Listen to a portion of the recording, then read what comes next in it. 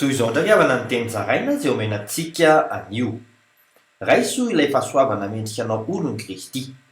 Mitsangana fa ny fahalemena na ny fisedrana izay atrehanao dia hivadika fahatanjahana ao amin'ny Kristy. Araka ny voasoratra amin'ny Korintiana faharoa toko faharoa ambin'ny folo andininy valopolo amin'ny anaran'i Jesosy hoe: koa dia finaritra aho amin'ny fahalemena, amin'ny fampahoriana, amin'ny fahaterena, amin'ny fanenjehana, amin'ny fahantrana noho ny amin'ny Kristy, fa ny fahalemeko no fahatanjahako.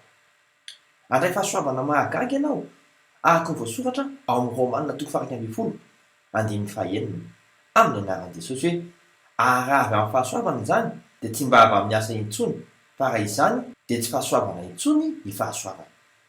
Matoki fa namby apetrany aminao zany. Vavaka isika raha eo mandalo ady mafy izahay nefa hitraka homaky ny finoana fa andray fahasoavana tsy takatry ny sainay avy aminao. Amin'ny anaran'i Jesosy Kristy velona avy any Nazareta. Amen. Mandra-pioana tompoko.